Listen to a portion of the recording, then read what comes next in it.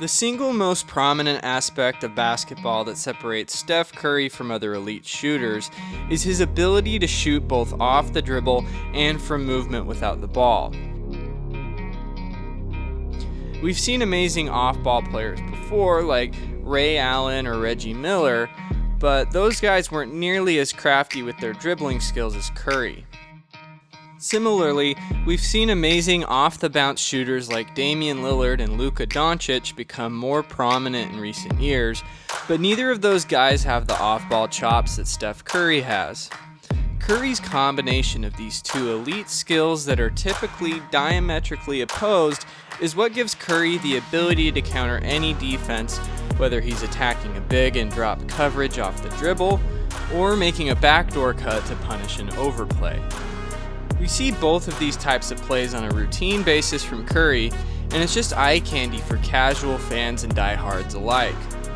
And while these plays are so easy to watch, no matter how much you know about the game of basketball, for those of us who are junkies of the game or even just curious to know more, it can be even more fun. So in this video, I wanted to get into the X's and O's of Curry's off-ball movement to show you that he's not just an extremely talented shooter, but also an extremely smart player. In the 1990s, Utah Jazz coach Jerry Sloan ran an offense called the flex offense, and the flex action within this offense was designed to get easy layups and open jump shots. A flex screen would be set near the hoop on the baseline, with the main threat being an easy layup. The key with the flex action is that the man guarding the screener would usually try to help out in order to stop this layup, but as a result, he would be late chasing his own man as the screener ran off of his own screen. This is one of the many screen-the-screener actions in basketball that is brutally hard to stop because one defender is being pulled in two separate directions. As offenses have evolved over the decades, flex action is still alive and well in the NBA today, except now it typically generates layups and threes rather than layups and long twos. In fact, when Steph Curry set the record for three-pointers in the NBA, he got that last three to set the record via flex action. The flex action is so powerful with a player like Steph executing it because it can work whether or not his man switches the screen.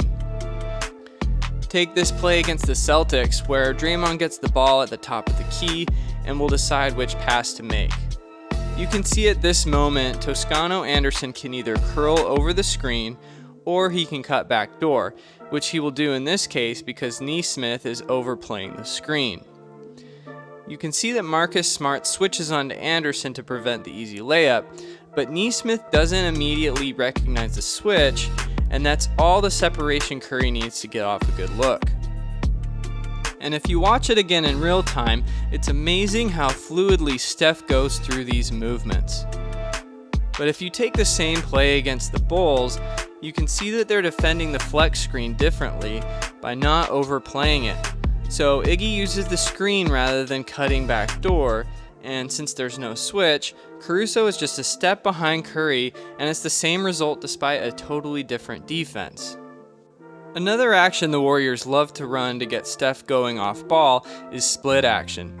Split action is where the ball is entered into the post, and then one player on the perimeter will screen for another player on the perimeter, and that's a huge way that Steph Curry gets so many wide open threes.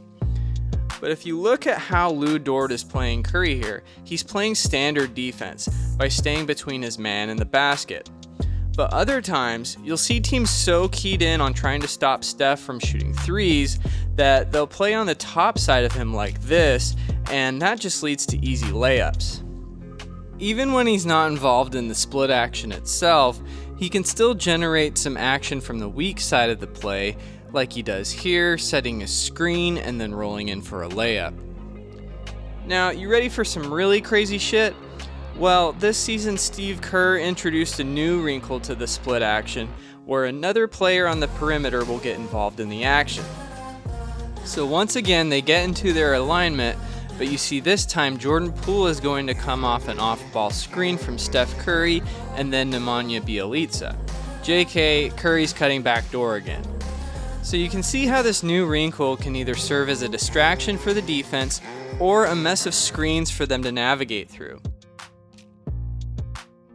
Let's watch that one again.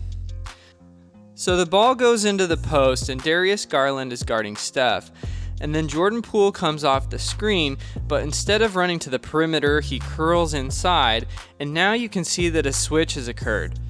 But now Poole is the one setting the screen for Steph, and he gets 2 off-ball screens. Now, since his man is trailing him so much, Jarrett Allen hedges out on the Looney screen, so Looney rolls to the basket for an easy layup and one. Now, if there's no switch on that first screen, then this new wrinkle is an excellent way to eliminate the opponent's option to hedge out on that second screen for Curry. As you see here, since the Bucks don't switch this screen, DiVincenzo chases Poole around the screen so that he's on the top side of him, and if nobody helps, he has an easy route for a layup. So Rodney Hood is forced to help here, which means that he has no way to also hedge out on Curry's shot attempt. And that's just genius stuff from Kerr. In addition to these mainstay actions in the Warriors offense, it's incredible how much Steph can just freelance and improv on plays. Take this example, where Steph is being overplayed, but instead of backdoor cutting towards the rim where Gobert is lurking, he draws his defender inside and then immediately curls right back out for a game of ring around the rosies. Here's a fun one inspired by an old triangle offense option called blind pig. In the triangle offense, if there was a man at the top of the key being overplayed, you could have the man on the weak side elbow flash to the middle of the floor, pitch him the ball, and have the overplayed man at the top of the key run a handoff, which would leave his defender in the dust since it punishes the overplay. The spacing is different here, but as Curry is overplayed on this off-ball screen, Wiggins passes it to Looney to run essentially the same thing as blind pig action, and since Conley was denying Curry the pass, he's now behind him and getting screened because Curry has changed his course. To combine his elite on-ball and off-ball play, here's a play where he runs a guard interchange action in order to hunt Luka Doncic on defense. And notice how it looks like Gary Payton II is going to set a screen going to the middle of the floor, so Doncic is playing up on the action and ready to hedge into Curry's airspace. But at the last second, Payton flips the angle of the screen. And I know we're getting into the nitty-gritty details here, but also notice how Steph does an in-and-out dribble here. Quite frankly, Luka has no idea what to do based on all of this going on, and it results in Steph getting quite a bit of airspace on the 3 here. On top of all this, Curry doesn't even shoot the 3. He runs a give and go to punish Luka for leaving his feet. And a give and go is always the best way to take advantage of an elite pump fake that makes the defender bite. But here, folks, is the pinnacle of off-ball plays. First, Steph sets a back screen for Otto Porter, and this should be a layup, but Toscano misses him. Then Porter gets the ball, and this should be a layup for Curry, but Porter misses him, so they reset, and Curry wants to run off of this off-ball screen, but instead he rejects it and runs all the way across the floor to use this flare screen and casually hits the 3 over 2 defenders. Thank you all for watching this video. If you'd like to support this channel, please be sure to like this video and comment, as well as subscribe so that you can stay updated on future videos. Thanks and have a good one.